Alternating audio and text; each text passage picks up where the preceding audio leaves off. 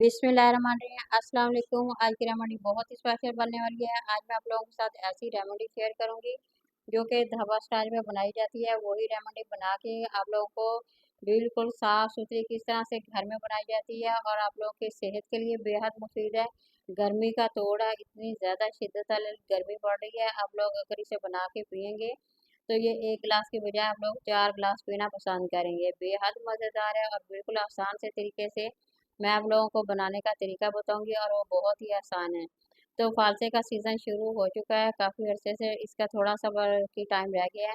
तो आप इसे बनाएं, इस्तेमाल करें, यकीन करें ये इतना मज़ेदार है कि आप लोगों का निज़ाम हज़म भी दुरुस्त रहेगा, चेहरे का भी फ्रेश रहेगा, बहुत ही मज़ेदार है। तो यहाँ मेरे पास ये आधा किलो तकरीबन ये फालसे हैं और मैं आप लोगों को 1 पाव फालसे के जूस बनाने का तरीका बताऊंगी। बिल्कुल ये आसान सा तरीका है और सिंपल सा तरीका है। जितना ये सिंपल है उतना ही मज़ेदार है आप लोगों के लिए। ये देखिए यहाँ जग में मैं थोड़े से 1 पाव तकरीबन में फालसे डाल के पानी, सादा ठंडा पानी डाल के इसे हम अच्छी तरह से ब्लेंड कर लेंगे ताकि जितना भी इसका जूस है तमाम का तमाम निकल आए। अब हम स्ट्रेनर की मदद से इसे अच्छी तरह से छान लेंगे। देखिए अच्छी तरह से मैं छान के आप लोगों के सामने वाज़े आप लोगों को दिखा रही हूँ। ये बहुत ही मज़ेदार है और इतना जायकेदार है और इतना ज़बरदस्त है।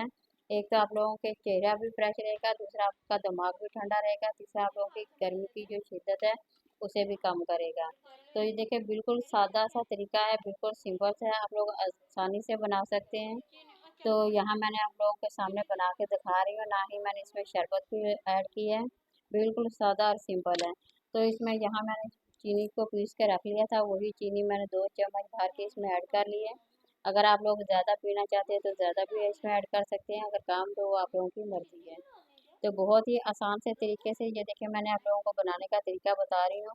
तो यहाँ थोड़ा सा हम इसमें काला नमक ऐड कर देंगे, वो बहुत ही ज़्यादा मुफीद होता है।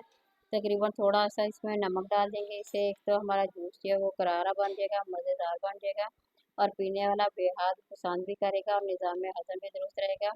और आप लोगों के लिए बेहद मज़ेदार ये जूस बन के ये देखिए तैयार हो गया है।